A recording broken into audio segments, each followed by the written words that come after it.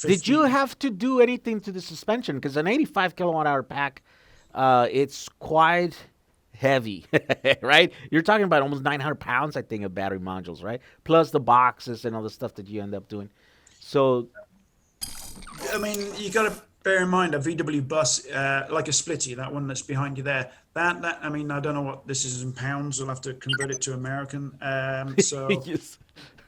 Wait, to you're in the UK. You don't use pounds? Come on. so 2,000 kilos is what a split was what a split screen can cope Carry. with. And in pounds, that is 4,400 pounds. So fully laden, maximum gross weight of a splitty is 4,400 pounds or 2,000 kilos. Now, that splitty out there in the workshop is 1,200 kilos as it is now in petrol form. And that is 2,650 pounds at the moment. 600, 2,600. Okay. Yeah. Yeah. Now, the plan is, in that splitty out there, we're going to put a 100 kilowatt hour battery pack in. How? And a small Tesla drive unit. How are you going to put a 100 kilowatt hour pack? That's easy. Where? Honestly, it's the easiest conversion to do, Jehu. Really? Yep, it's the same in my bus. I mean, if it wasn't so dark, I'd show it to you. Where are But you putting the essentially- modules? So I'll show you. Oh, It's easy. okay.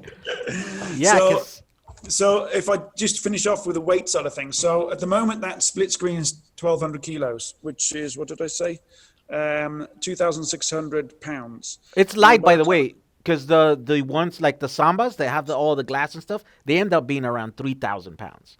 Yeah. So, And you it's the know. same. If it's a crew cab, it's different. If it's a pickup, it's different. If it's a panel van, it's different. But usually the campers are around about 1,200 kilos, which is, what did I say, 2,600 pounds. Now, once we drop the engine, the gearbox, and the fuel tank out of there, and you've got to account for fuel as well. So you'd say, okay, let's a fuel tank with fuel. It's going to be dropping around about 200 kilos off it. Yeah. So you're dropping that weight down then to about 1,000 kilos once you drop the dirty, smelly stuff out. And 1,000 kilos is 2,200 pounds. And then we're going to add a complete 100 kilowatt hour battery pack plus battery box, because the battery box weighs a bit, plus a Tesla drive unit, plus coolant system and the bits and pieces that come with it. And we're going to be putting back on something in the region of about 500 kilos. So that will then take it up to 3,300 pounds. Oh, So- okay, that's not bad. Exactly. It's not bad Not because bad. you'll still have, now bear in mind that's 1,500 kilos with a 100 kilowatt hour battery Oh, he's good enough. He's good. pack in, Tesla drive unit in, small Tesla capacity is or maximum weight can be 2,000 kilos. So still got, oh, you're still there? Yeah, it cut off a little bit, but Yeah. you're back. I'm at the opposite end of the workshop. So yeah, even though we're putting in a 100 kilowatt hour battery pack, we still have around about 500 kilograms of load carrying capacity, Cargo. Yeah. which is fine. And that's about 1,000, 1,200 pounds or something like that. That's you and your friends. In Americans, that's it's- about 5 Americans. Europeans, you're talking about more like 7 or 8. I'll show you where it goes. So this is a beautiful. It's all original inside here.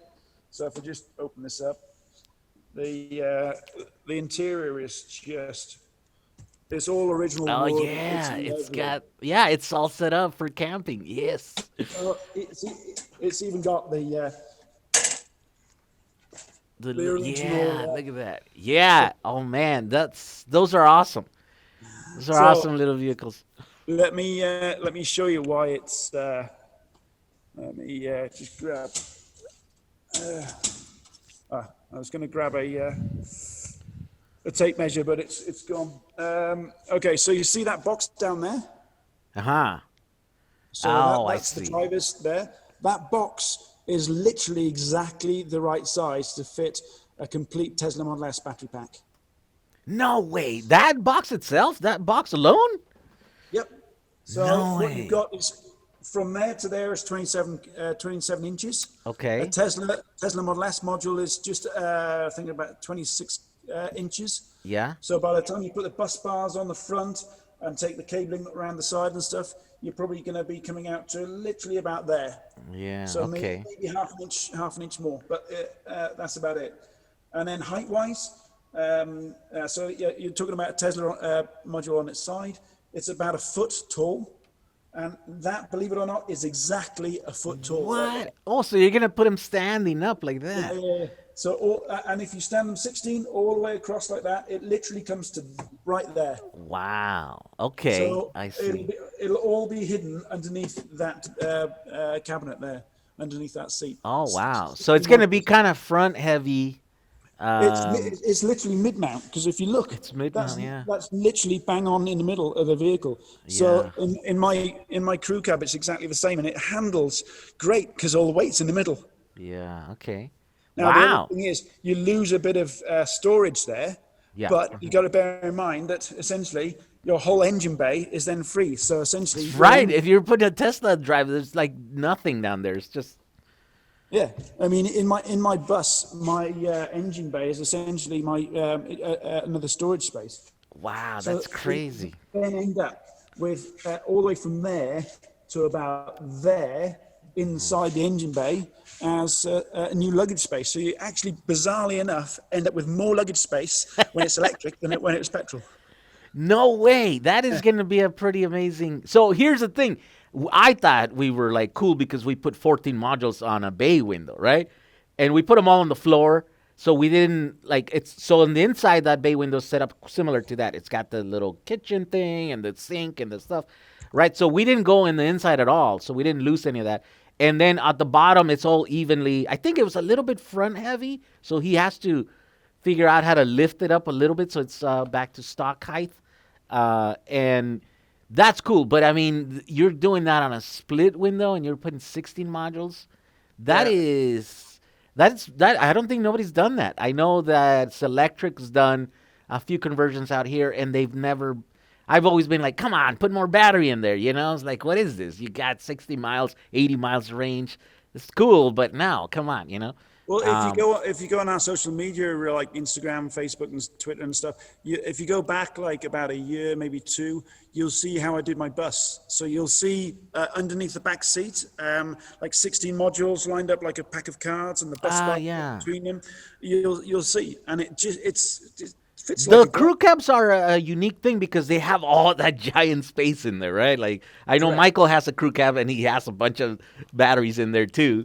And they're right in the middle. I mean, it's a perfect for the battery spot Yeah. there. Now the challenge is when you go big batteries, you've got a lot of batteries to charge up. So you Yeah. can't go with like a J1772 charging up like at 6 kilowatts or whatever. 'Cause it'll just take like 3 days to charge up. So, Yes. and What are you you guys guys doing? in the States, you've got even more of a problem because in the States you don't have three-phase AC charging or anything like that either. It's Well, I either have three phase in my commercial building here, but yeah, you usually don't. Yeah. in public chargers, I mean, you don't have 22 kilowatt charging points in the States. You have 7 kilowatts, and then I think it's CCS and CHAdeMO. There's just like a massive jump up to like DC charging, and then it's down to domestic charging. Yeah. And in Europe, we've got Manekas, so you probably don't. Well, it's not probably. You don't have that. That nope. And Nope, if you nope, nope. notice, there's three phases. So you got like phase 1, 2, and 3, and then you've got neutral and earth. Neutral and So earth, yeah. that means you can have three 7 kilowatt chargers in the vehicle. That's So like 20 kilowatts. 22 kilowatts of charging. Yeah. So in things like the bus, the Land Rovers, we put in at least 22 kilowatt chargers in, and we're just about to start putting in CCS as well. So rapid charging, DC charging solutions. Oh, I can't wait for that. I mean, that becomes a thing. I just had as a guest, the guy that came up with CCS combo, and he's talking to me about the future of what like all the functionality that they're bringing to that platform, and it's pretty incredible. It's going to be a pretty impressive standard, right? And I think it's going to be the standard to beat all other standards and stuff. And so, yeah, if you can make the classic cars have compatibility with CCS, oh my God, that's going to be amazing.